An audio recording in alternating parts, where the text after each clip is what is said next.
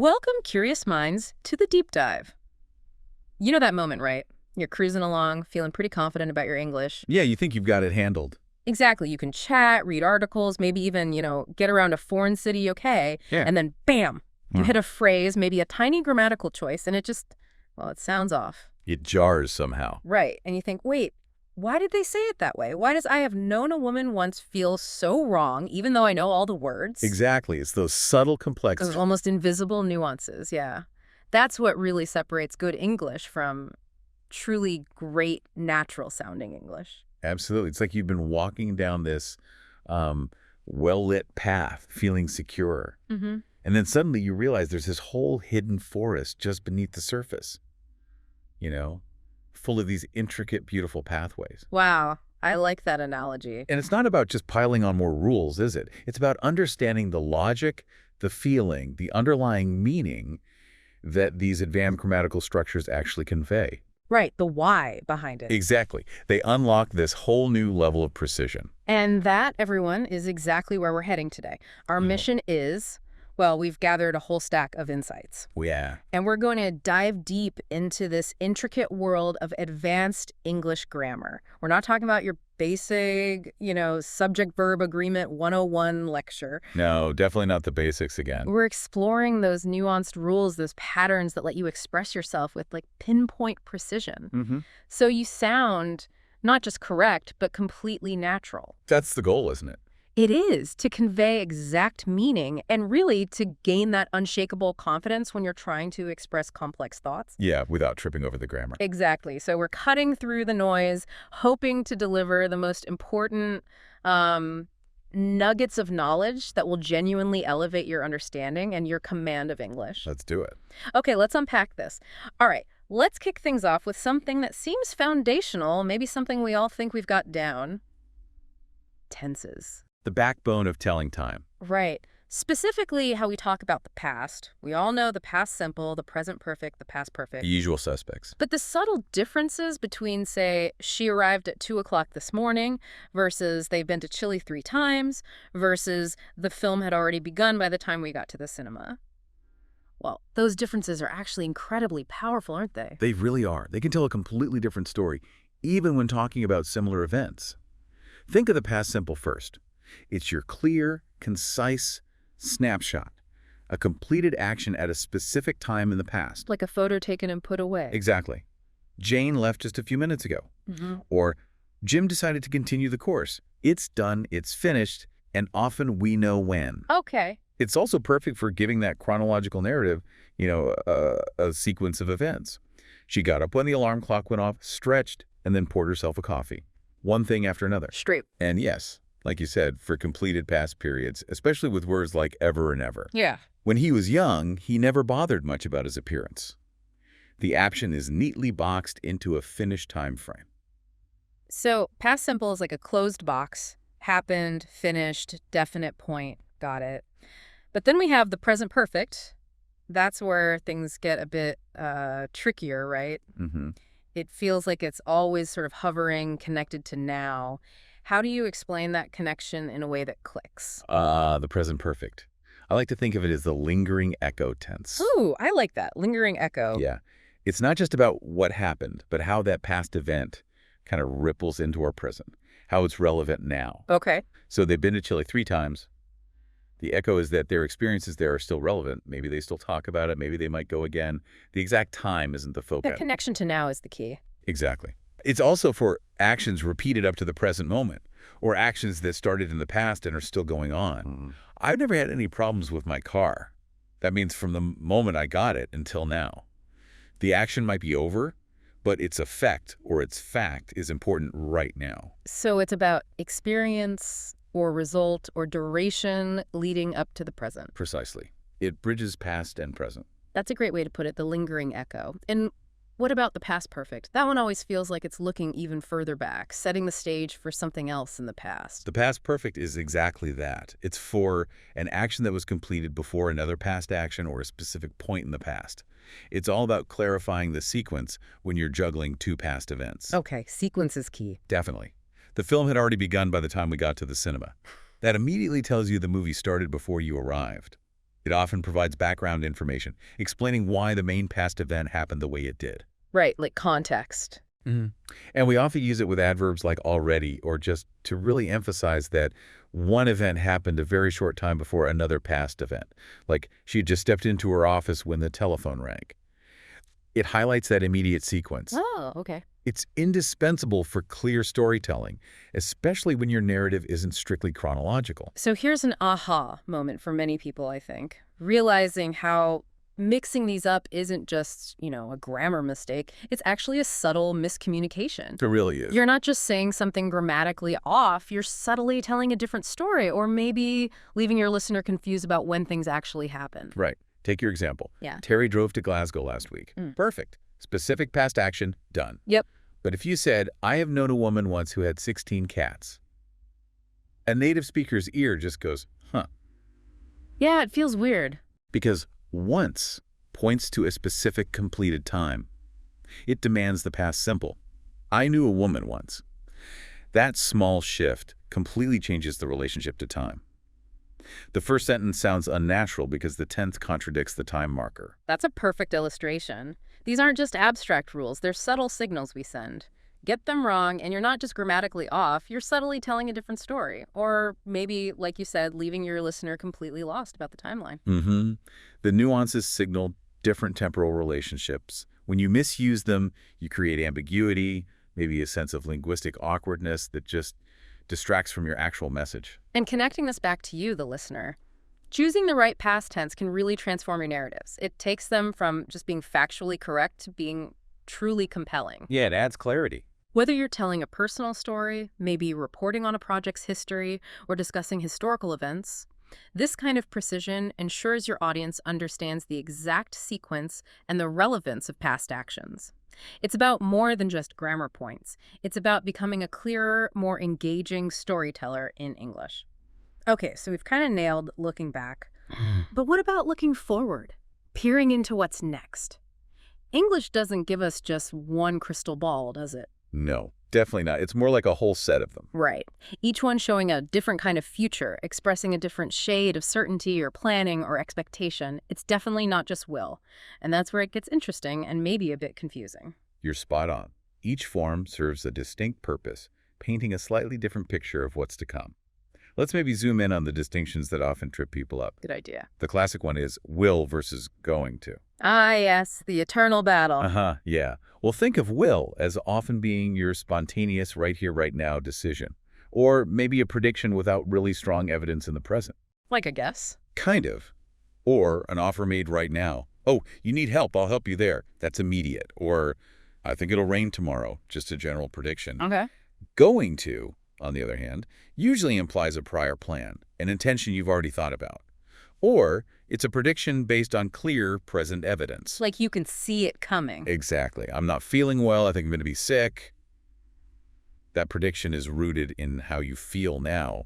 There's evidence. Okay, so will feels a bit more spur of the moment, maybe less certain sometimes, while going to suggests premeditation or clear signs, like watching storm clouds gather. That's a good way to think about it. What about using the present continuous for the future? That always throws people off because, it sounds like now. It does, but it's incredibly useful. The present continuous for the future is perfect for definite, fixed future arrangement. Like a plea. Exactly. Yeah. It suggests a plan that's already set, often involving other people, like it's already in your diary. We're meeting with Tim tonight. He's asked us to be there at 7 Kisting. This carries a strong sense of certainty and commitment, implying arrangements are already made. And the present simple? That can be for the future, too. Now that feels really confusing. It does seem counterintuitive, but the present simple for the future is actually very specific. It's for scheduled events, official timetables, or impersonal plans. Ah, like trains and planes. Exactly. Public transport, school schedules, even astronomical events. The eclipse happens at 3 minutes past midday. Or the 2.35 to Bristol leaves from platform 5. It implies a fixed schedule, almost like a universal fact that's just going to happen. Okay, trains, planes, and cosmic events. Okay. Got it. Now, what about the, let's say, more complex future forms, the ones that really show you've got a sophisticated grasp? Right, moving up a level. For actions that will be ongoing at a specific point in the future, we use the future continuous. That's will be plus ing. The plane will be traveling at twice the speed of sound when it passes overhead. It puts the focus squarely on the activity in progress at that future moment. I see. It can also signal an activity that's the result of a prior decision or arrangement, like he will be taking up his place at university in July. It's a planned, ongoing process that will be happening then. And then we get to the perfect futures. Huh. They sound intense, like you're looking back from some point in the future. That's exactly the idea. The future perfect, will have plus past participle, is for actions that will be completed by a particular point in the future. By a deadline. Right. Let's hope the volcanic eruption will have finished before we arrive on the island. The focus is on the completion by that time. Okay. And the future perfect continuous will have been plus ing, emphasizes an action that will have been continuing up to a specific future point. Duration leading up to a future point. Exactly. Next year, I will have been working in the company for 30 years. It highlights that stretch of time leading right up to that future milestone. And it's important to remember, state verbs like know or like don't typically use the continuous form here. We'd say, next month I will have known Derek for 20 years, not will have been knowing. And finally, that rather formal sounding one, be to plus infinitive. You see that a lot in news reports, don't you? Yes, absolutely. Be2 plus infinitive is often used for formal arrangements, official instructions, or sometimes even to express destiny or something predetermined. The 20 police officers who were to have gone off duty had to remain in the police station. Okay, it sounds very official. It does. It suggests a formal instruction or an arrangement that was planned but may be changed. It's very common in news reporting or more official contexts, adding that sense of official obligation or predetermined events. Connecting this back to you, the listener, understanding these different future forms really allows for incredibly precise communication. You can signal certainty, planning, expectation. All those nuances. Exactly. Whether you're discussing project deadlines with your team, mapping out travel plans, or maybe forecasting market trends in a big presentation, choosing the right future tense avoids ambiguity, it clarifies your message. It's about painting a really crystal clear picture of what's coming, with all the subtle shades of your foresight included. Okay, let's talk about the present. It feels simple, right? I walk, I'm walking, basic stuff. But the present continuous, it has this really intriguing versatility, doesn't it? It goes beyond just describing what's happening right this second. It absolutely does. It feels more dynamic. Yeah, like it breathes with the moment. Well, its main job, of course, is for actions that are ongoing right at the moment of speaking. Like, who are you phoning? I'm trying to get through to Joan. Okay, happening now. Or for temporary situations, things happening around now, but maybe not this exact second. The car isn't starting again. Ugh, hate when that happens. Me too. Or the shop is so inefficient that many customers are taking their business elsewhere. That act of taking business elsewhere is happening over a period, maybe not this instant, but it's a current temporary trend. So around now is key too. Yes, and we often use time expressions like at the moment, at present, currently, just, still, to really highlight that ongoing nature. Have you done the shopping? No, I'm just going. So it's not just happening right this second, but also happening around this time. That captures the temporary nature of things really well. But here's where it gets really interesting for me, and maybe a fantastic aha moment for many listeners. Go on. Its use with always for annoying habits. It's my personal favorite, and it's all about the speaker's attitude, isn't it? Yes, that's a brilliant, slightly idiomatic use of this tense. The present continuous, with words like always, constantly, or continually, it's used to talk about recurrent actions, things that happen repeatedly, but with a strong feeling that the speaker finds them annoying or critical or just plain irritatingly repetitive. Like, you're always complaining about my handwriting. Exactly. That conveys such a strong emotional tone. It highlights a repetitive, irritating habit. Now, compare that directly with the simple present for just a neutral, regular habit. Frank collects stamps in his spare time. Same action type, totally different feeling. Completely different. The nuance, the emotion is all in the tense choice. And what's also fascinating here is how even some verbs we usually call state verbs, verbs describing states, not actions, can sometimes sneak into continuous forms for temporary states. Oh, okay. Like what? Well, think about he looks awful. That might be his general state, but he is looking awful. Suggests it's temporary. Maybe he's ill right now. The temporary aspect again. Precisely. And the verb have, normally a state verb, can be continuous when it means something active, like eat, undergo, take, or hold. So I'm having a great time, or they're having lunch, are perfectly natural. That's a really crucial distinction. It helps you understand why I'm trying to get through to Joan sounds so natural for a current attempt, a struggle happening right now. Mm-hmm. While I try to get through sounds more like a habitual action, a general effort, something you do regularly. This depth allows you, the listener, to communicate with much greater precision and, well, emotional resonance too, capturing the moment, the temporary nature, or even that subtle flicker of frustration. Okay, moving beyond tenses now, let's explore the incredibly powerful and often very subtle world of modal verbs. Should, could, might, may. Exactly. These small words, they pack a huge punch, don't they?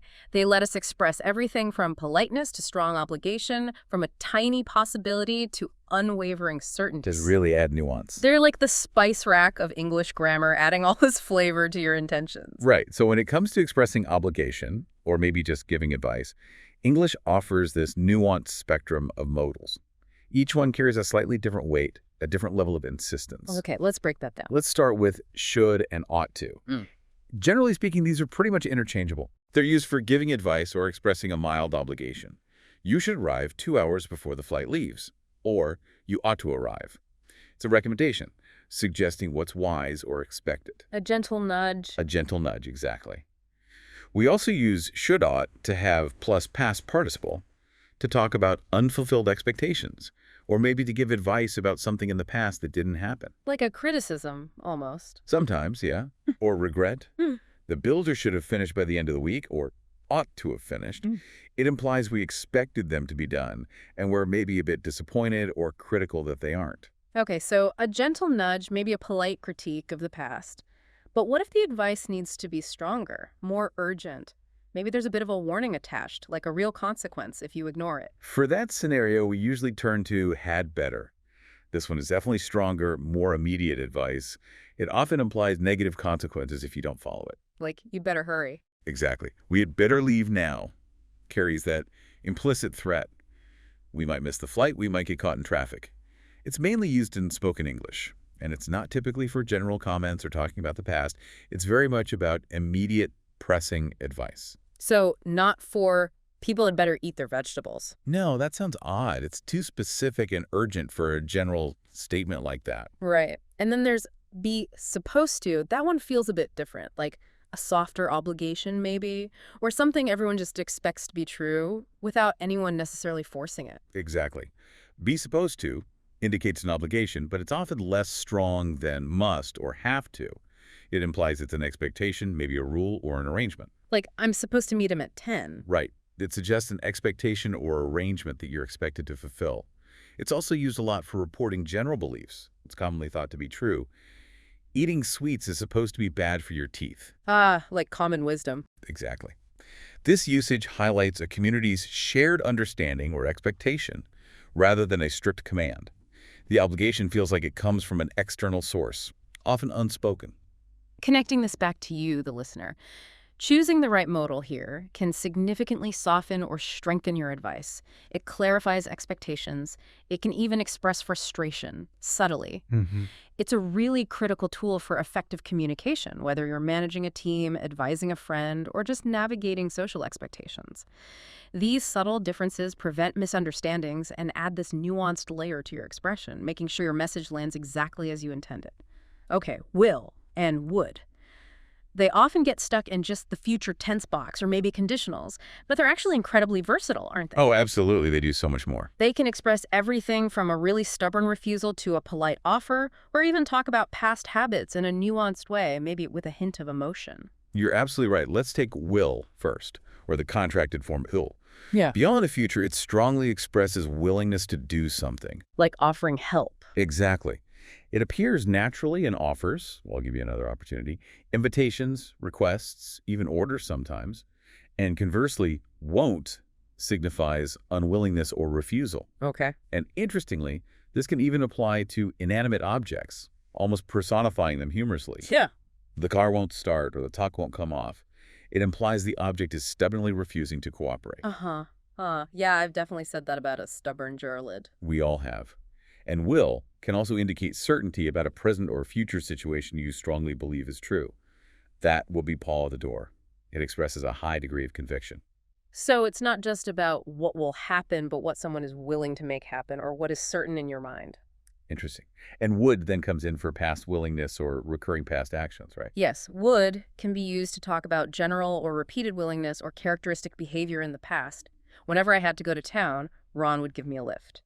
That implies a recurring, habitual kindness. Okay, a pattern. But, and this is really crucial, you cannot use would for a particular single occasion in the past. For one specific instance, you need the past simple. Ah, okay. So, I was late, so Ron gave me a lift. Not Ron would give me a lift. That second one sounds like it happened repeatedly. Similarly, would not or wouldn't can express unwillingness for both general and particular past occasions.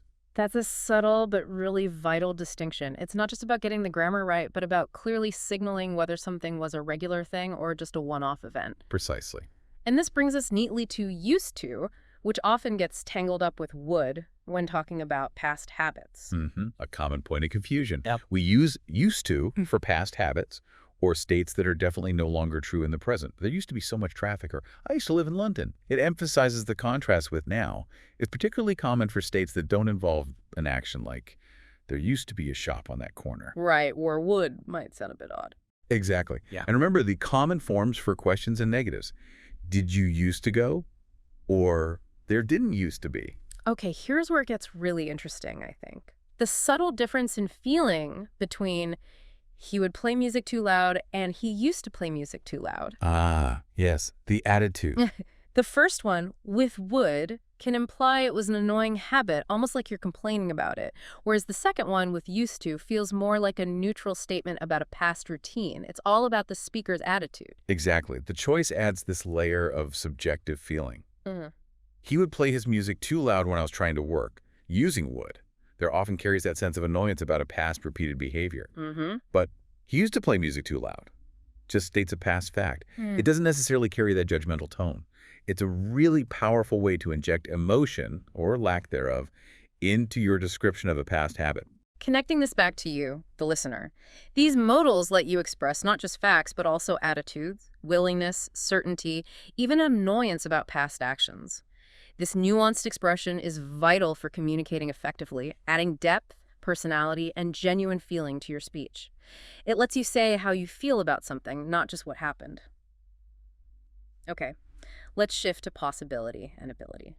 When we talk about what might happen or what someone can do, it feels like a simple idea, right? But English gives us so many different ways to express these things. So many shades of meaning. Exactly. Each one has its own subtle flavor, from a strong hunch to just a faint hope. That's true. Let's look at possibility first. We've got may, might, and could.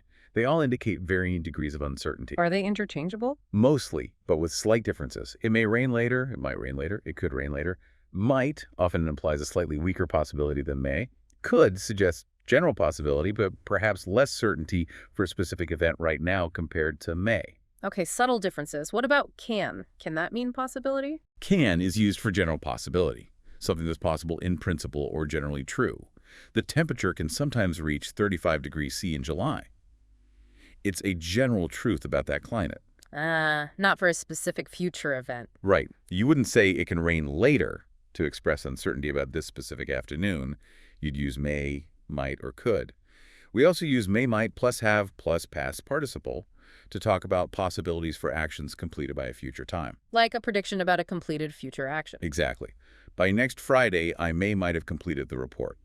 It's a projected completion, but with uncertainty attached. Okay, so can is for what's generally possible, while may, might, could are for what's specifically possible in a given situation. That distinction helps a lot. What about ability? How do these modals work there?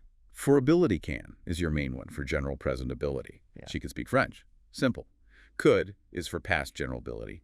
When I was younger, I could run much faster. Straightforward enough? But here's a tricky bit. When we talk about ability related to a single specific event in the past, especially if it implies succeeding or overcoming an obstacle, we often prefer was were able to, not could. Oh, okay. Why is that? Because could in the past can be ambiguous. Yeah. I could finish the report yesterday.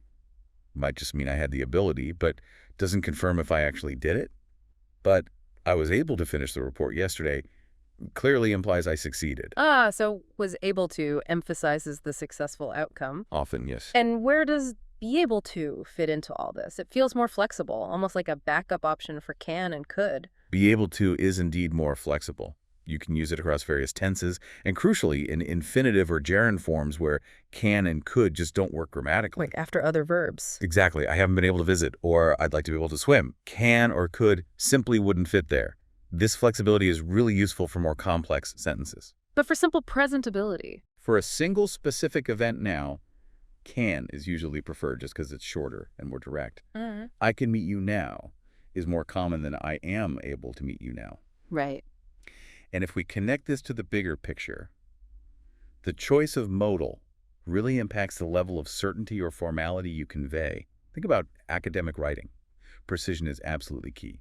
Or diplomatic language, where every single word matters in conveying the exact nuance of possibility or commitment. That's a powerful insight, connecting this back to you, the listener. Using these modals precisely lets you express confidence or doubt clearly. You can distinguish between general skills and specific capabilities.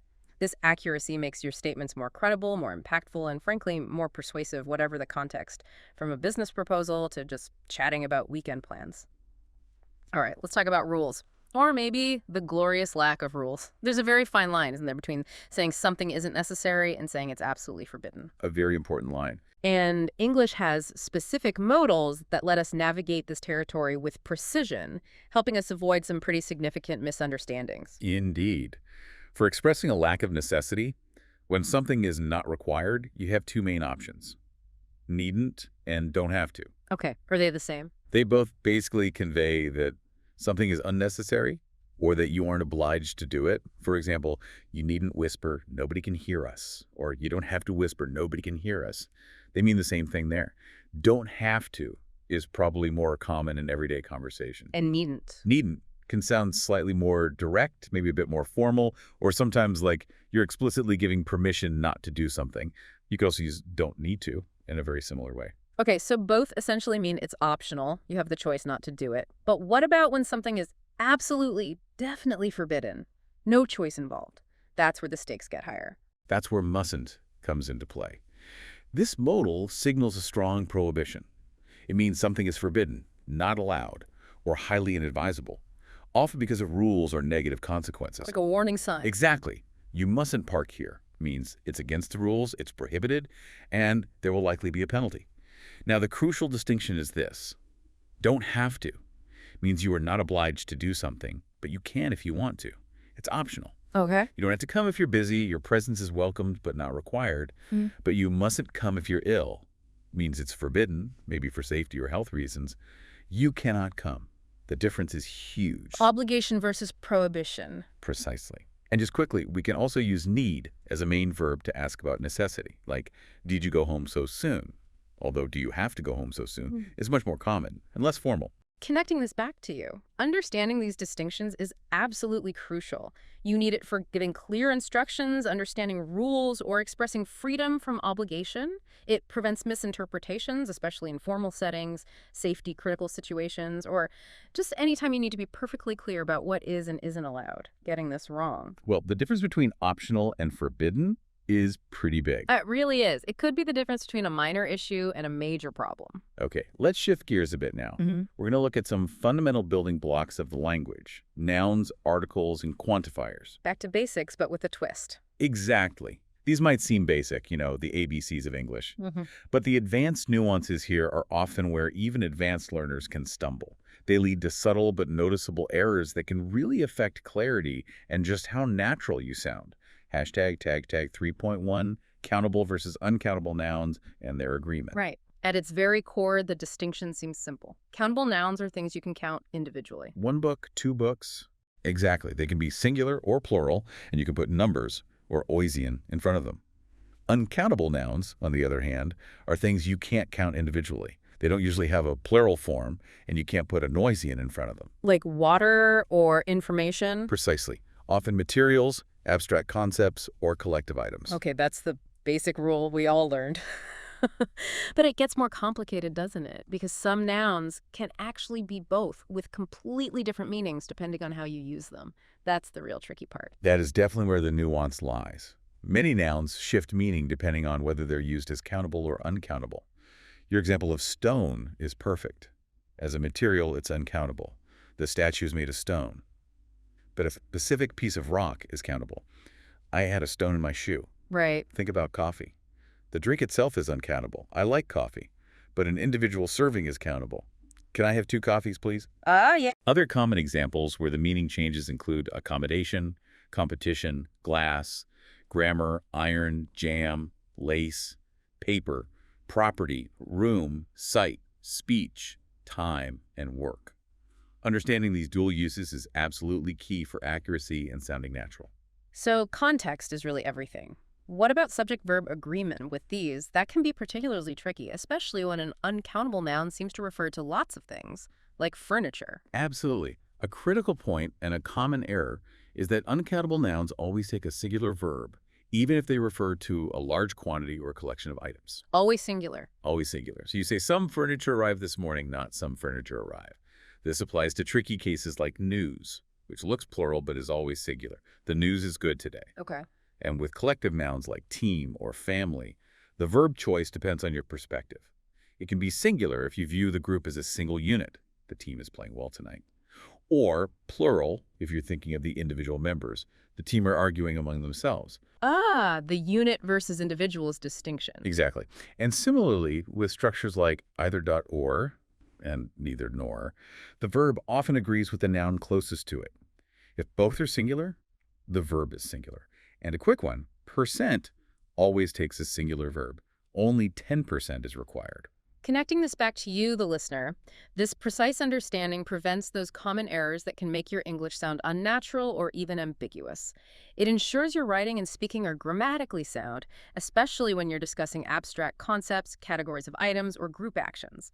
It's really a foundational element for sounding truly proficient and just making sure people understand exactly what you mean. Okay, let's talk articles. Those tiny words and they seem almost invisible sometimes, like background noise. Easy to overlook. Totally. But they're absolutely essential for clarity and context. They guide your listeners' understanding in really important ways. And deciding when to use them, or crucially, when to use no article at all, the zero article that can be surprisingly difficult, even for very advanced learners. They are indeed the unsung heroes of grammar. Silent, but powerful. Let's start with a doin'. This is your indefinite article. It typically introduces a singular countable noun for the first time, or refers to something general. Like, I saw a dog. Exactly. It can also sometimes substitute for the number 1, like, we'll be in Australia for 1 year, or a year. And remember, it's about the sound, not the spelling, for choosing a or an. So it's an MP or an FBI agent because they start with vowel sounds, even though M and F are consonants. Right, the sound rule. Good reminder. And the is all about specificity, isn't it? It points to something particular. Precisely. The is your definite article. You use it when the listener or reader is expected to know which specific item you're referring to. Because it's already been mentioned. Yes. Or it's unique, or it's just clear from the context. We had a good time on holiday, the hotel was comfortable, and the beach was only 10 minutes away. That implies you both know which hotel and beach. It creates shared context. It's also typically used before superlative adjectives when they're followed by a noun or a defining phrase, like, he is the finest young player around. But sometimes you hear it without the. Informally, yes. If there's no noun or defining phrase after the superlative, you might omit the, like he's finest, but formally the is generally preferred there. That makes sense. But the zero article, that's where it gets really murky for many learners. Yeah. When do you just say nothing? It feels like you're leaving a word out sometimes. It does feel strange at first, but the zero article is crucial. We use it for general statements with plural or uncountable nouns. Writing is often cheaper than telephoning. Here, you're talking about writing and telephoning in general as concepts. Okay, general concepts. Crucially, it's also used when referring to institutions like school, college, prison, hospital, church, university. When you're talking about their function or purpose, not the specific physical building. So he's in hospital means he's a patient. Exactly. Not necessarily in the specific hospital down the road. We also use the zero article with most meals, what have we got for dinner, and specific fixed time points like at midnight, at midday, at noon. Unless it's a specific meal? Right. If you describe it, you use an article. We had a lovely dinner last night. This raises an important question, I think. How do these tiny words, and, the, or nothing, how do they fundamentally shape how we perceive information? How do they build that shared context in communication? It feels like they're doing a lot of heavy lifting for such small words. We really are doing a lot of work. By choosing on, you signal you're introducing something new. We're talking generally. You invite the listener into new information. Okay. By choosing the, you imply the information is already known or easily identifiable. You immediately establish shared ground, shared context. Right, we both know which one. Exactly. And by using the zero article, you often generalize, referring to a concept or function rather than a specific instance. You make a broader statement. These choices subtly guide the listener's understanding, shape the information flow, and create that seamless communication that native speakers achieve almost without thinking. Connecting this back to you, the listener, mastering articles allows you to guide your listener's understanding with incredible precision. Whether you're referring to something specific you both know, introducing a new concept, or making a broad general statement, getting your articles right is fundamental to clarity. It establishes that shared context. It's a silent but powerful signal of advanced fluency that really makes your English flow naturally. Okay, building on nouns and articles, let's talk quantifiers. These are the tools we use to talk about amounts, quantities. Well, many. Right. But English has so many of them. Some, any, much, many, all, each, no few. And they each come with their own set of rules and sometimes implied meanings. It's not just about how much, but often how much exactly, and what that implies about, say, abundance or scarcity. That's absolutely right. The implications can be quite subtle. Let's start with the classic pair, some and any. Okay. Some is typically used for limited, indefinite quantities in affirmative sentences. Some furniture arrived this morning. We don't know exactly how much, but it's a positive amount. It's also used in offers or requests when you expect a yes. Like, would you like some coffee? You assume they'll probably say yes. Exactly. You're anticipating a positive response. Any, on the other hand, is primarily for questions. Do you have any questions? And negative sentences, I don't have any money. Right. But any can also mean all, no matter which, in affirmative sentences, implying a broad, unconstrained choice. Any student could have answered that question. It means it doesn't matter which student. They all could have. Okay, so some for positive statements and offers, any for questions and negatives, and also for that broader no matter which meaning. Got it. What about much and many? Those feel fairly basic, but people still mix them up, even experienced learners sometimes. They do. The basic rule is simple. Much is for uncountable nouns, much interest, much water. And many is for plural countable nouns, many friends, many cars. Simple enough. But their primary use is actually in negative sentences and questions. In affirmative sentences, we generally prefer a lot of or lots of. Oh, really? Why's that? It just sounds more natural and emphatic in positive statements. Unless much or many come after words like as, so, or to, like twice as many women, or so much spaghetti, then they're fine. But standing alone in a positive sentence, a lot of is usually better. You rarely say, I have much time, or I have many books. You'd say, I have a lot of time books. Ah, that's a good tip for sounding more natural. And then we have the more all-encompassing ones like all, whole, and both. They feel like they define the entirety of something. They do, generally. All can mean everything, especially when followed by a relative clause. I don't agree with all that he said. When you're talking about a singular countable noun, we often prefer the whole of rather than all of the. How so? Well, they weren't able to stay for the whole concert. Just sounds a bit more natural and idiomatic than all the concert. And of course, both refers specifically and only to two items, emphasizing their inclusion together. Now, for the really tricky pairs, the ones that test your precision, each versus every, and the crucial few little distinctions, these seem to cause a lot of confusion. They do, because the differences are subtle but important for conveying exact numbers or impressions of quantity. Let's take each and every. Each refers to individual items within a group of two or more, focusing on them separately. Think individually. Every refers to three or more, focusing on them as a collection or total. Think collectively. Ah, two or more for each, three or more for every. That's helpful. And both take singular verbs. Every building needs major repair. However, if each comes after a plural noun or pronoun, the verb becomes plural. The tickets cost 35 each. Okay. For negation, no and none of are often preferred over not any in formal written English.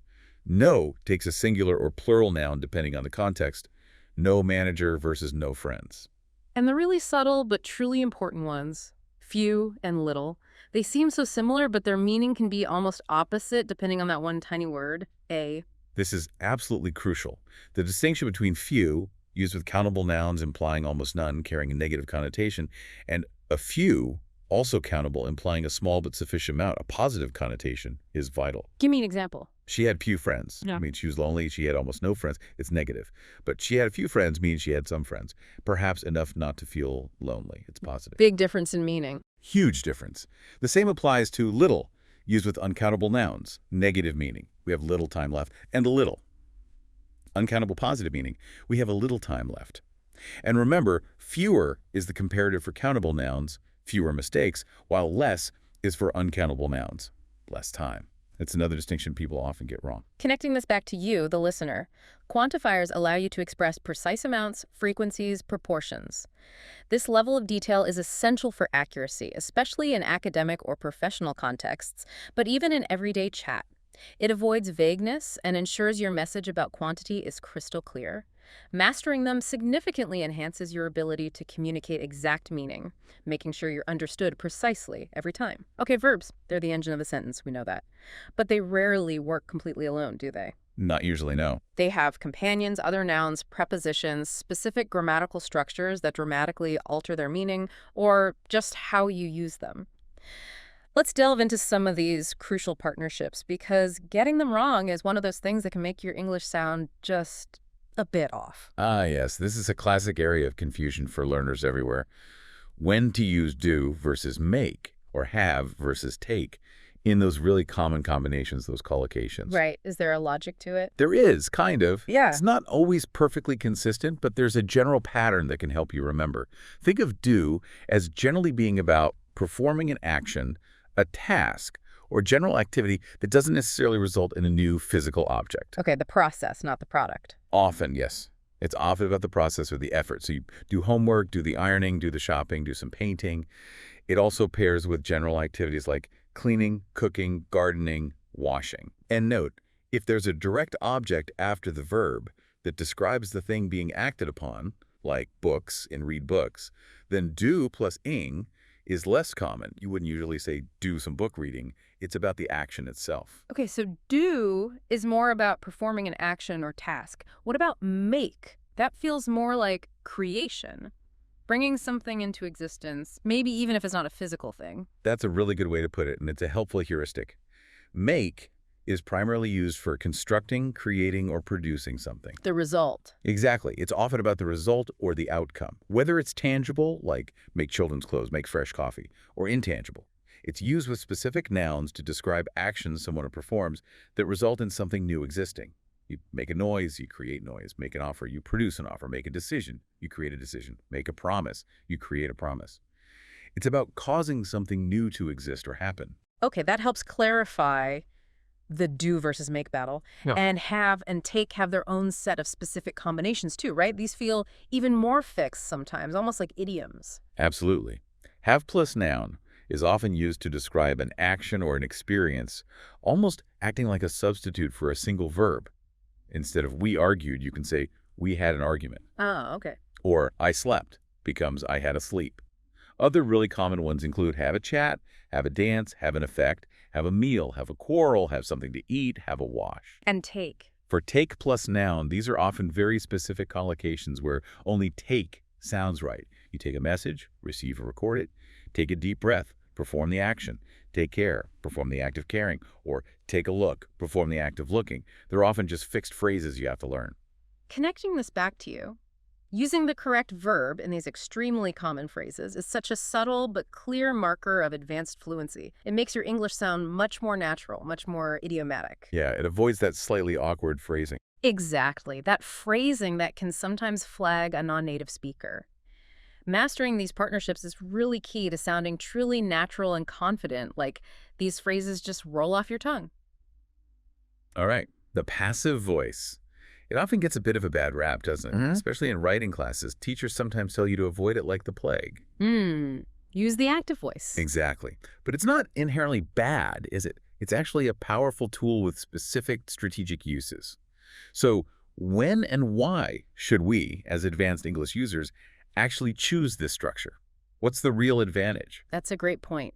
The passive voice formed with a form of the verb be plus the past participle, like the ball was kicked, is often discouraged because overuse can make writing sound clunky or indirect. Right. But it's highly appropriate, even preferred in certain situations precisely because it allows you to shift the focus of the sentence. The main reason is when the agent, the person or thing doing the action, is unknown. Like, my bike was stolen.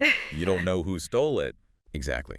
Or when the agent is just people in general. Or when the agent is unimportant. Or when it's obvious from the context. Examples. My office was broken into when I was on holiday. Unknown burglar. An order form can be found on page 2. Agent is people in general. She is being treated in hospital. It's obvious doctors are treating her. The focus is on the office, the form, the treatment, not the agent. So it's a way to move the spotlight away from the doer and onto the action itself, or the receiver of the action. That's a really useful emphasis shift. It is. Another key use is when you have a particularly long subject expression in an active sentence.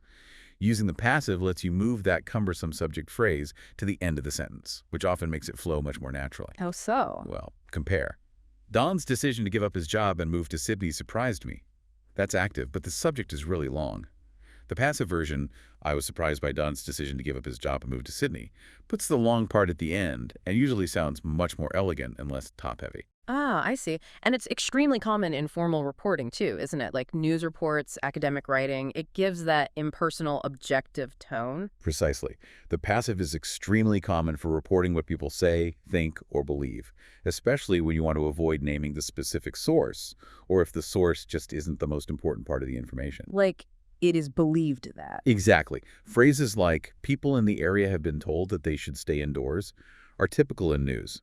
And that structure you mentioned, it plus passive verb plus that clause, it is believed that, Yeah. it was reported that, is incredibly common for objective, impersonal reporting. It focuses on the information, not the source. And just a reminder, intransitive verbs, those that don't take an object like happen or sleep, they simply cannot be made passive. There's no object to become the new subject. So, what does this all mean for you, the listener? The passive voice isn't just about hiding the agent. It's a sophisticated tool for stylistic variation. It lets you focus attention where it's most relevant in your writing or speech. Understanding how and when to use it strategically significantly improves clarity, especially in formal writing like reports or academic papers, and it allows you to tailor your emphasis in any communication. It's about making a deliberate choice for maximum impact and achieving a more professional or objective tone when needed. Okay, verbs don't just take objects. They often demand very specific structures after them, don't they? It can be quite demanding. Right, whether it's a to infinitive, an ing form, the gerund, or maybe even a bare infinitive without the to, choosing the wrong one. Well, it can make your English sound awkward or simply incorrect. This is definitely an area where even advanced learners can stumble, even if all the individual words are perfectly fine. It's a very common pitfall, absolutely. But it's also an area where mastering the patterns really makes your English shine. Many verbs are consistently followed by a to infinitive. This often expresses intention or a future action. Want to, need to. Exactly. And others like agree to, aim to, attempt to, hope to, refuse to, struggle to, try to. For example, she agreed to take me to town. The action of taking is intended or agreed upon for the future. And then there's the ing form, the gerund. That feels different, maybe more like a completed action or something ongoing or just the activity itself. Yes, other verbs are always followed by the ing form. This often describes an action that is ongoing or completed or just the activity as a concept. Examples include admit, advise, consider, delay, deny, deserve, escape, face, finish, forget, propose, put off, and suggest. So he denied hearing the police warnings. Exactly. The hearing, or lack thereof, is the thing he denied. But the real challenge, I think, comes with those verbs that can take both a to infinitive and an ing form, because often the meaning changes completely depending on which one you choose. These are the ones that really test your understanding, aren't they? Yeah, absolutely are. These are the tricky ones, and getting them right is a real sign of nuance. Let's take stop. Okay. Stop to do something means you pause one action in order to start another. She stopped to make a cup of tea. She paused whatever she was doing before for the purpose of making tea. Right, purpose. But stop doing something means to cease that action altogether, to quit. She stopped smoking.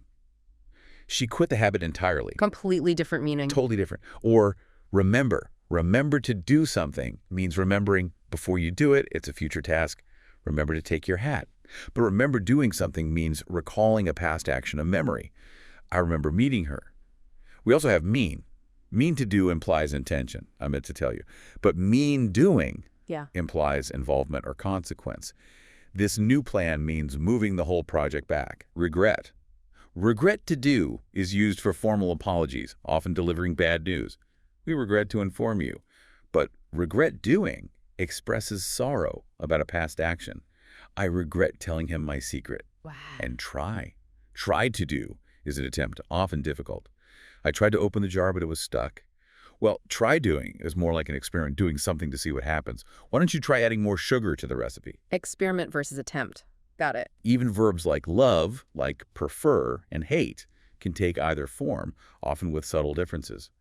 The ing form might suggest a general habitual preference, I like swimming, while the to infinitive might refer to a specific instance or the idea of doing something, I'd like to swim today. And then there's a couple of verbs that take a bare infinitive, just the plain verb, no to. Yes, a few key ones, notably make, in the sense of forcing someone, and let, meaning allow, are followed by an object and then a bare infinitive. They let him stay, not to stay. She made me laugh. And finally, some verbs take object complements. This is where an adjective or noun follows the object and describes or renames it, completing the verb's meaning. The news made her angry. Here, angry describes her, or they elected her president. President tells us her new role. These structures let you describe the state or new role of the object directly. Connecting this back to you, the listener, incorrectly pairing a verb with its complement infinitive versus ing versus bare infinitive is such a common advanced error. It can immediately flag you as a non-native speaker, even if everything else is perfect. Mastering these intricate patterns makes your language sound incredibly precise. It avoids awkward phrasing and allows you to discuss actions, intentions, or past experiences with native-like fluency. It's really a key step in elevating your English and making it flow effortlessly. Okay, let's move from individual verb patterns to how we connect entire ideas together. This is crucial, especially when we're reporting what someone else said, or when we want to add rich, essential detail to our sentences without making them clunky. Building complexity elegantly. Exactly. These are the building blocks of truly complex and sophisticated communication, allowing you to weave multiple pieces of information together seamlessly. Right. Accurately reporting what someone said involves more than just sticking quotation marks around it. Definitely more to it than that. It requires understanding specific reporting verbs, knowing when and how to shift tenses appropriately, and using objects correctly to maintain clarity and nuance. The basic concept, of course, converting direct speech, I left here an hour ago, she said, into reported speech, involves changing pronouns and time-place references. So that might become, she told him that John had left there an hour before. And the dreaded tense shifts. Or Yes. backshift, as it's often called. It always felt like such a rigid rule to me in school, and then I heard about times you don't actually need to do it. Can you walk us through those nuances? When can we skip the backshift? Backshift. Just the word can make learners feel a bit stressed. The common rule is indeed backshift. Present tenses in direct speech usually shift back to past tenses in reported speech when the reporting verb is in the past. Like present simple goes to past simple. Exactly. Present perfect goes to past perfect. So, I've played before, she said, becomes she told him that she had played before. That's the standard rule. Okay, but the exceptions. However, and this is crucial for sounding natural backshift, is not always necessary. The main time you don't need it is if the situation being reported still exists or is still true or relevant when you report it. Ah. Example. She argued that Carl is the best person for the job. You could say was, but using is emphasizes that his suitability is still considered true now. Choosing the present tense in that clause highlights its continued relevance. That makes reporting feel much more flexible and logical. Yeah. Okay, what about say versus tell? That's another classic one that trips up so many people. What's the simple rule there? The fundamental rule, the one to really remember, is that tell almost always requires an object immediately after it. You had to say who was told. He told me that. Or she told the children. Say, on the other hand, usually does not take an object directly after it. So you wouldn't say she said me? Never. You can say she said to John that. Using to, but usually it's just she said that. This is a core idiomatic distinction. Getting it right instantly makes you sound more fluent. And there are just so many other reporting verbs, aren't there? Each with its own preferred structure after it. Feels like learning a whole separate vocabulary just for reporting. It kind of is. And choosing the right reporting verb is vital for conveying the nuance of the original message. Was it an order, a suggestion, a promise? They take various grammatical structures. Some take a to-infinitive clause, often without an object, like verbs of agreeing, offering, promising, threatening. She offered to take me to town, not she offered me to take. Others here are agree, demand, guarantee, hope, promise, threaten. Some take an ing clause, often for admitting or denying. He denied hearing the police warnings. Others include admit, mention, report, suggest. Some take an object plus to infinitive, especially for advising, encouraging, persuading, warning someone. She advised me to cut down on fatty foods. Others are encourage, persuade, remind, tell, urge, warn. And many take that clause, sometimes with an optional object. They promised me that they would come. This is very flexible. Think of verbs like admit, agree, announce, argue, believe, claim, confirm, insist, note, persuade, promise, report, suggest, tell, warn. Lots of them. Connecting this back to you, the listener, effective reporting is absolutely essential. You need it for summarizing conversations, citing sources in academic work, or just relating events accurately in any professional or personal context.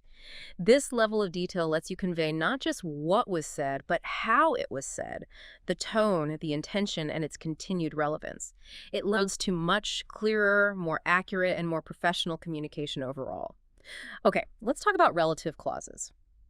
These are fantastic tools for making our sentences more efficient, clearer.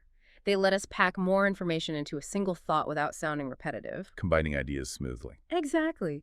But knowing when to use which or that, or whether you need commas or not, that can be a real challenge. They're like adding these crucial labels or descriptions to our nouns. They are indeed essential for sophisticated sentence construction. Let's break it down into the two main types. First, defining relative clauses. Defining. So they define the noun. Exactly.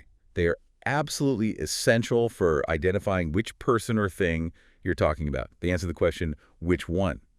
And crucially, they are not separated by commas. No commas for defining clauses. Got it. For example, the couple who live next to us have 16 grandchildren. That clause tells us which couple. Without it, we wouldn't know.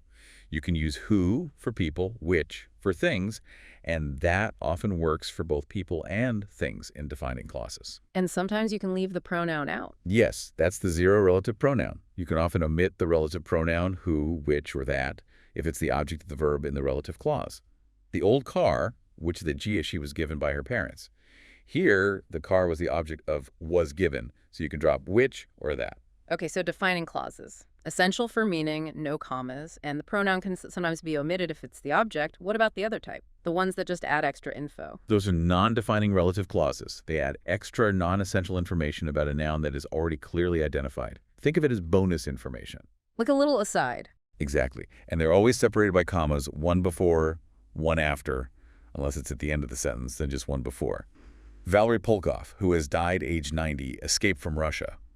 We already know who Valery Polkov is. The clause just adds extra detail. Okay, commas mean extra info, not essential. Right. And crucially, you cannot use that in non-defining clauses. And you cannot use a zero relative pronoun here either. You must use who, or the more formal whom, for people and which for things. I see.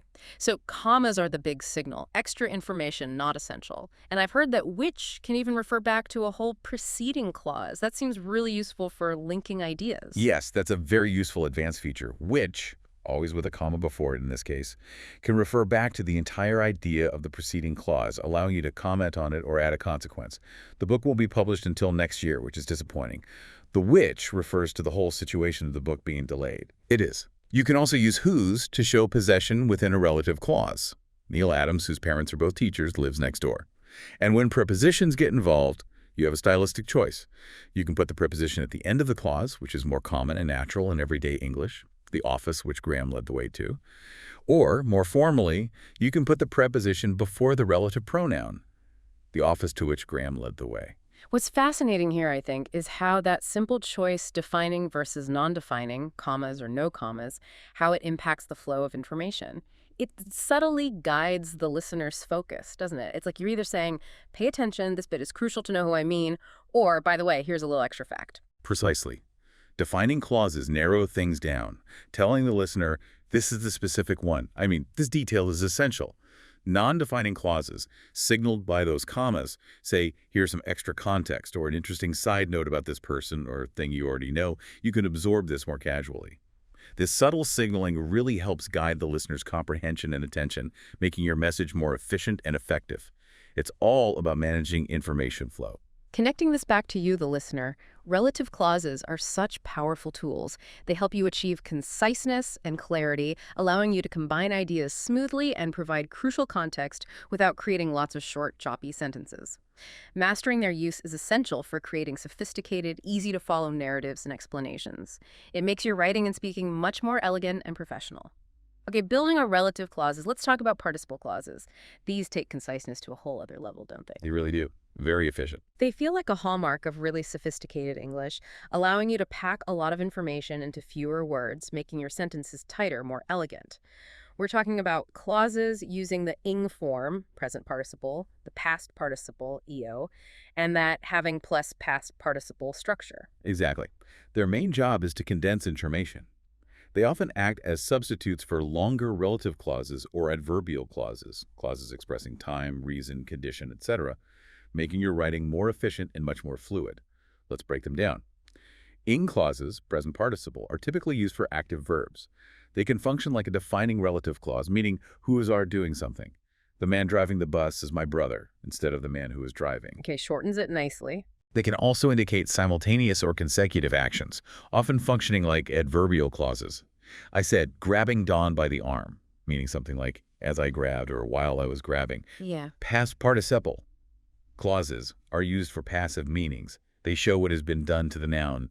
The weapon used in the murder has now been found is a very compact way of saying the weapon that was used in the murder. Again, much shorter. Much shorter. And finally, having plus past participle clauses. These are specifically used to indicate that one action happened before the main clause action. It really emphasizes the completion and the sequence. Having arrived early for his appointment, Ron spent some time looking at the magazines. This clearly shows the arriving happened before the looking. Sequence is key there. Exactly. It clarifies the order of events very efficiently. It's worth noting, though, that sometimes a simple ing form can also imply this sequence, depending on the context, especially if the events are very closely related in time. So they make sentences tighter, more elegant, almost like compressing data or zipping a file. Precisely. That's a good way to think about it. They allow you to convey complex relationships between actions without needing multiple full clauses, which can sometimes feel repetitive or just a bit cumbersome.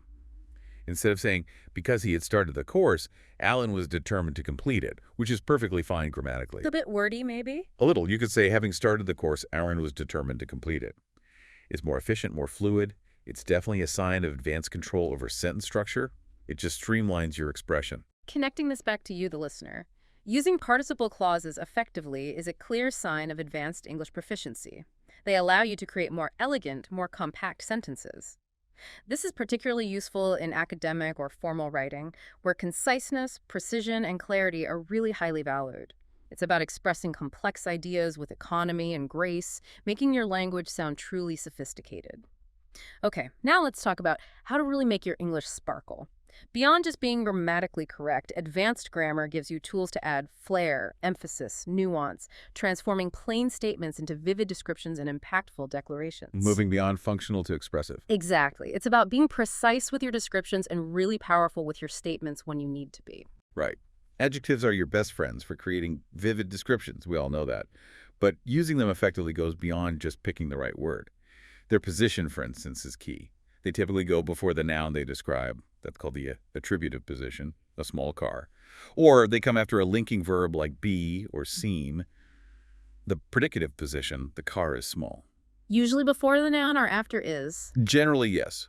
Though there are exceptions, like the man opposite, where the adjective comes directly after the noun. And when you use a whole string of adjectives together, there's actually a preferred order, isn't there? It's not just random. My native speaker ear tells me a beautiful small wooden table sounds right, but I could never explain why. No, it's definitely not random. There's an intuitive order of multiple adjectives that native speakers follow almost unconsciously. Deviating from just makes things sound clunky, unnatural. The typical order usually goes something like this: opinion, size, age, shape, color, origin, material, purpose. Wow, okay, that's quite a list. It is, but you internalize it. That's why you instinctively say, a beautiful, small size old age, wooden material, coffee, purpose table, not, a wooden coffee, small, beautiful table. This standard order helps descriptions flow naturally and makes them easy for the listener to process. Okay, that makes sense. Now, what about words like very or absolutely? Can you just use them with any adjective? That feels like another common pitfall. Definitely not interchangeable. This relates to the important distinction between gradable versus ungradable or extreme adjectives. Gradable versus ungradable. Okay? Gradable adjectives describe qualities that can exist in different degrees. You can be a little hot, quite hot, very hot, or extremely hot. So you modify these with adverbs like very, quite, in the sense of fairly, extremely, Right. rather. Ungradable adjectives, on the other hand, describe absolute qualities or extremes. They're either true or not, or they are already at the extreme end of a scale. Like perfect or dead. Exactly. Or excellent, enormous, freezing, furious. You wouldn't say very excellent because excellent is already extreme.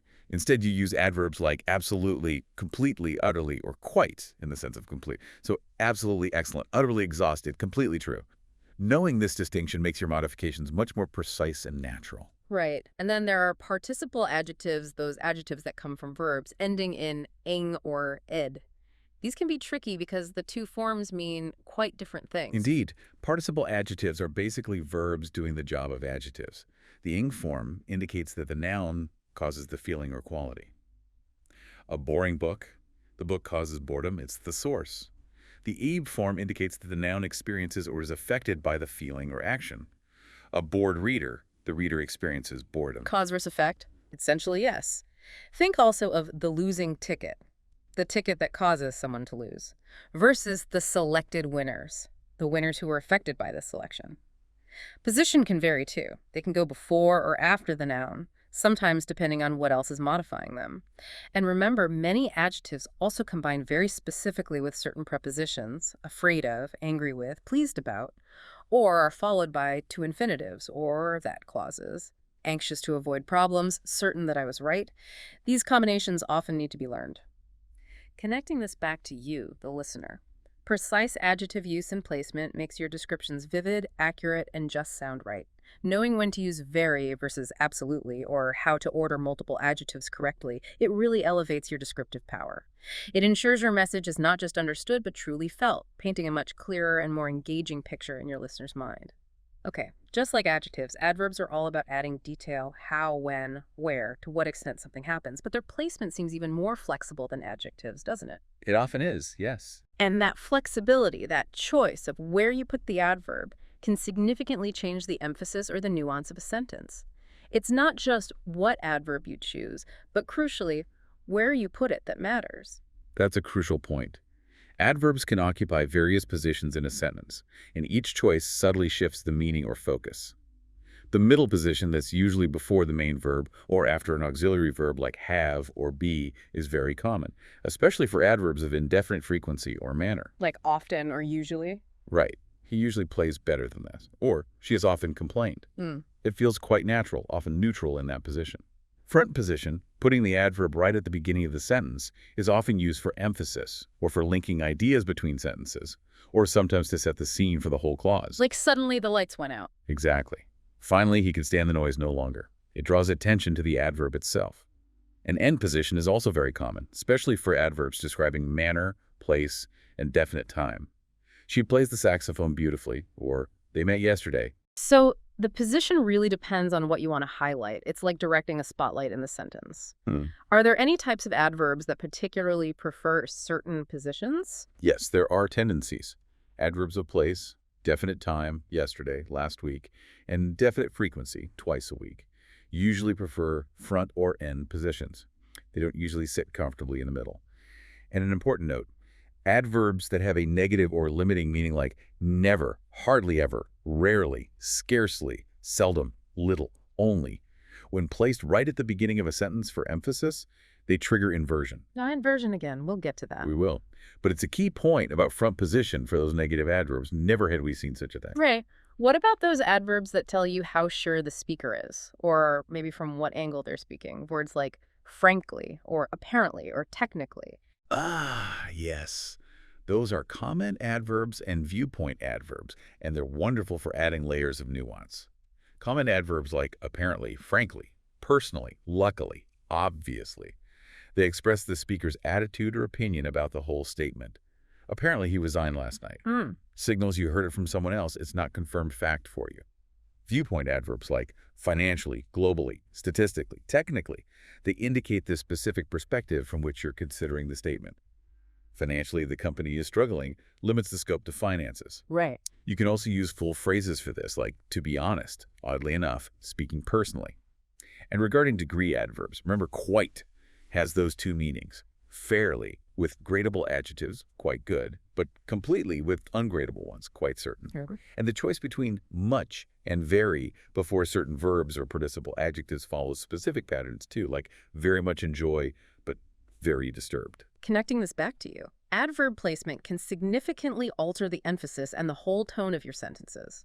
It's about knowing where to strategically place that extra bit of information to get the desired effect on your listener. Is it background detail? Is it the main point? Is it your personal opinion? Where you put the adverb tells us. Mastering this is a true mark of a sophisticated English user. Okay, now for something that really signals advanced, sophisticated English usage, inversion. And we're not just talking about forming questions here like, are you coming? No, this is different. Stylistic inversion. Exactly. It's a powerful stylistic choice where you deliberately flip the usual subject-verb order. You put the verb, or more often the auxiliary verb, before the subject, not to ask a question, but for emphasis or formality, or sometimes even a touch of drama. It really makes the listener sit up and take notice. That's right. It's a key feature you see in more formal writing, in literary English, and sometimes in speeches for impact. It adds a certain elegance or emphasis. One common place you find it is after adverbial phrases of direction and place when they start a sentence. Like down the street came the parade. Precisely. Especially with intransitive verbs, verbs of motion or being like come, go, stand, lie. The verb can come before the subject. In the doorway stood her father. It creates a more descriptive, sometimes dramatic effect, almost like painting a picture with words. But there's a catch, right? With pronouns. A crucial catch. This type of inversion does not happen if the subject is a pronoun. You can't say, in the doorway stood he. It has to be, in the doorway he stood. Pronouns resist being inverted like this. Okay. And it's also strongly linked to those negative adverbs you mentioned earlier, isn't it? That feels like a particularly powerful use of inversion. Absolutely. This is a key one for advanced learners to master. When negative or limiting adverbials start a clause, inversion of the subject and auxiliary verb is mandatory in formal and literary English. Mandatory. Wow. Yes, we're talking about words and phrases like never before, rarely, seldom, little, nowhere. Not only, but also barely, hardly, scarcely when before, no sooner than only by, on no account. When these kick off a clause, you invert. Examples. Never had we encountered such an unreasonable official. Or, hardly had I got onto the motorway when I saw 2 police cars following me. Or, on no account should you open that door. This structure creates strong emphasis and often a sense of formality or seriousness. It makes a statement feel more profound or highlights its unusual nature. It does sound quite striking, almost poetic sometimes. And what about in conditional sentences? I know inversion can sometimes replace if there too, making it sound quite formal. Yes, exactly. Inversion can replace if in conditional sentences, creating a more formal or concise style. It's a real shorthand for conditionals. Instead of if you should need any help, you can say more formally, should you need any help, please contact me. Ah, I've seen that. Other common inverted conditional forms are were I you instead of if I were you, and had I known instead of if I had known. A very elegant construction. And finally, inversion can also occur after so and such at the start of a sentence for strong emphasis, usually followed by an adjective or noun. So easy was the exam that most people finished early. Or, such was the force of the wind that half the trees were blown down. It really highlights the intensity of the quality or noun. This raises an important question. Why do certain grammatical structures, like inversion, actually add this feeling of formality or drama to the language? How does that impact how we perceive the speaker or writer? It definitely feels like it adds a certain weight or seriousness. Well, it creates a deviation from the expected standard word order, object, verb, object. Our brains are wired to notice patterns, and when that pattern is broken, it draws attention. Ah, the surprise factor. Exactly. This unexpected structure makes the statement stand out. It signals that the information being conveyed is perhaps more important, more serious, or carries particular weight. It makes the language feel more deliberate, more carefully crafted. This can lend an air of sophistication, objectivity, or even authority to the speaker or writer. The listener or reader perceives the message as more impactful, more memorable, simply because it's structured differently. It's a conscious stylistic choice designed for impact. Connecting this back to you, the listener, strategically using inversion adds this sophisticated, often dramatic flair to your English. It makes your communication more impactful, more memorable. It's particularly effective in formal presentations, evocative writing, or powerful speeches. It's truly a tool for stylistic mastery, transforming ordinary sentences into statements that really resonate and command attention. Okay, we've covered some big grammatical ideas, complex structures, but now we're diving into some of the absolute smallest words in English prepositions. In, on, at, by, with. Exactly. Despite their tiny size, they are notoriously tricky, aren't they? Because a single wrong preposition can completely change the meaning of a phrase or just make it sound incredibly awkward. They punch way above their weight grammatically. They really do. Getting them right is such a huge marker of advanced fluency. It often feels like the final frontier for many learners. Let's start with the real basics of location: at, on, and in. They seem simple, but their precise uses are absolutely crucial for clarity. At is generally used for specific points or locations. Think of it like a pin on a map.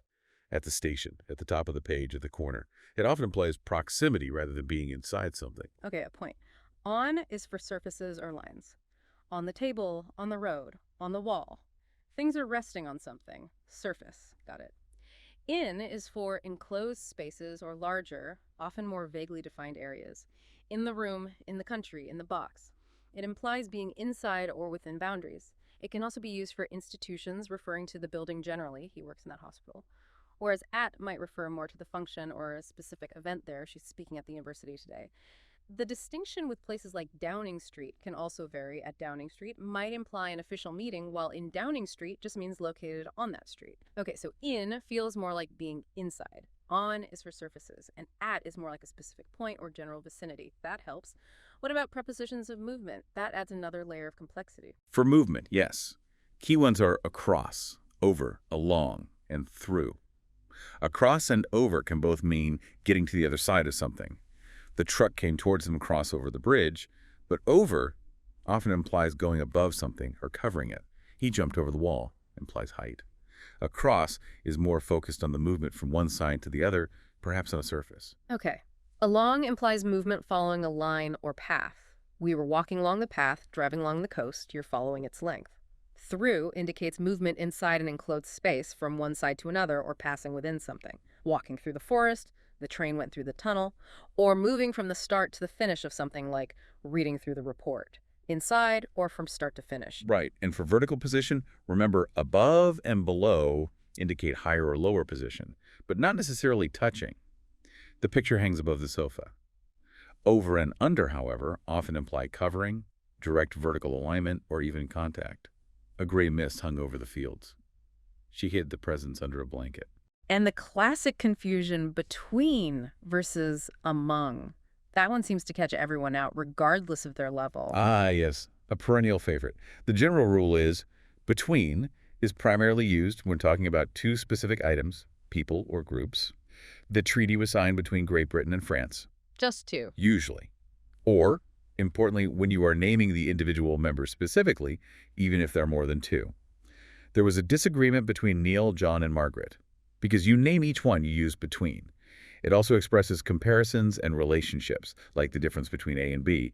Among, on the other hand, is used for a group of three or more when they are considered collectively, or when you mean occurring within or one of a larger, less defined group. Like part of a crowd. Exactly.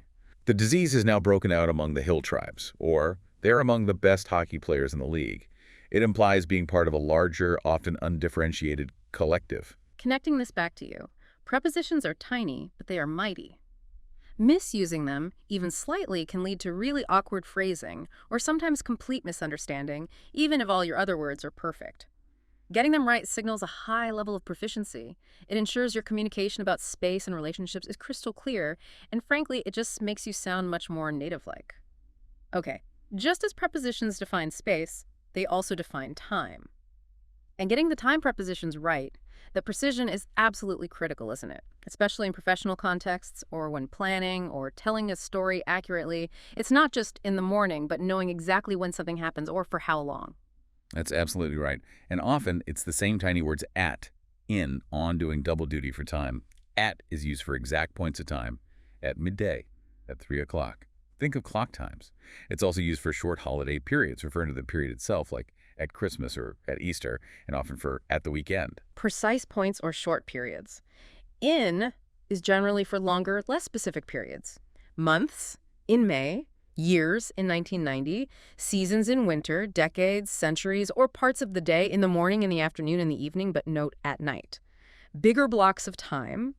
On is used for specific days, on Friday, on Christmas Day, or specific dates, on the 21st of June, on July 4th. Oh. It pins it down to a particular day. Okay, so specific points for at, bigger blocks for in, and specific dates for on. That's a clear framework. What about during versus in when talking about something happening within a period? They seem quite similar, almost interchangeable sometimes. They can be, yes, but there's often a subtle nuance. Both during and in can mean within a period, like there were many advances during the last decade. However, during is often preferred when you want to emphasize that something happens within the same time as another specific event or activity, rather than just within a calendar period. For example, during the time I was in Paris, I only once saw the River Seine. It connects the seeing, or not seeing, specifically to the period defined by being in Paris's. It emphasizes concurrency with that specific event or state. Ah, okay. Concurrency. And for simply stating duration, how long something lasts. For duration, the key preposition is for. I studied French for a year. Easy enough. And then you have over and throughout. Over can refer to a period, often implying distribution or continuation across that time. Over the last decade, we've seen many changes. Throughout emphasizes continuity over the entire duration of a period, from beginning to end without interruption. She worked hard throughout the night, implies she worked the whole night long. Are there any tricky exceptions or common errors people should watch out for with these time prepositions, things that just break the rules? Yes, very common error is using at, in, or on when they're not needed, especially before words like all, any, each, every, last, next, one, some, this or that, when these are followed directly by a time expression. You say next Friday, not on next Friday, or I haven't been here all morning, not in all morning. Those initial words often absorb the function of the preposition, so adding one is redundant and sounds unnatural. Connecting this back to you, precision in time expressions is absolutely critical in professional communication, in planning, and historical narration. Anywhere, clarity about when matters. It ensures your message about when something happened or will happen is completely unambiguous. It prevents misinterpretations of schedules, deadlines, or historical sequences. It's all about being crystal clear on your timeline. Okay, we've looked at prepositions defining place and time, but they also play this crucial role right after verbs, often completely changing the verb's meaning. A verb like think or hear or agree, its meaning can pivot entirely based on the tiny preposition that follows it. Absolutely. It's like the preposition adds a specific direction or focus to the verb's action. Yeah, almost like adding a crucial adverb, altering its focus. That's a very important point. These are often called phrasal verbs when the meaning changes significantly, or simply verb-preposition collocations. And mastering them is fundamental to sounding natural and precise. You often can't just guess the preposition. You need to learn these specific pairings. Let's take learn and know. You learn about or know about something when you're talking about gaining information or being aware of its existence. Often sounds a bit more formal. But when you talk about personal experience or familiarity, you just know the noun directly. I know her, not I know about her. Right, different meaning. Similarly, hear about is usually for getting news or information about an event. Have you heard about Jan's accident? While hear of usually means knowing about the existence of something or someone, often used when you don't know or haven't encountered it before. You don't often hear of people with cholera in Britain. Heck, news versus existence. Okay. The difference between think about and think of is also really subtle but important. Think about usually implies mental consideration, actively pondering a topic. I'm thinking about your proposal. Think of, however, is often used for an idea popping into your head, expressing an opinion, or when asking for a spontaneous suggestion. What do you think of the film, or can you think of a good restaurant? And agree. That one has a whole family of prepositions, doesn't it? That's one I constantly see learners struggle with. It absolutely does. And yes, it's tricky because each preposition changes the meaning quite distinctly. Agree to means to give permission for something or accept a plan or proposal. He agreed to the idea of a barbecue. Agree on means two or more people reach a consensus or make a decision together. We finally agreed on a time and place to meet. Agree on means two or more people reach a consensus or make a decision together. Agree with means to share an opinion with a person, I agree with you, or to concur with an opinion or statement, I agree with his analysis. Agree on means two or more people reach a consensus or make a decision together. Agree about means having the same opinion about a particular subject or topic of discussion. We agree about most things. Wow, okay. That clarifies agree nicely. What about other really common fixed combinations that learners should definitely try to lock down? The ones that are just fixed partnerships. There are so many, but some crucial ones often involve things like accusation or prevention. For instance, you always accuse someone of something, like accused him of theft. You blame someone for something, blamed her for the delay. You prevent someone from doing something, prevented him from leaving. These verb preposition links are fixed. Another common pair to distinguish is by versus with when talking about the means or method. By is usually followed by an ing form or a noun describing the action taken. He avoided the children by breaking hard. We contacted them by email. With is followed by a noun describing the tool or instrument used. I had to open it with a screwdriver. She painted the picture with oils.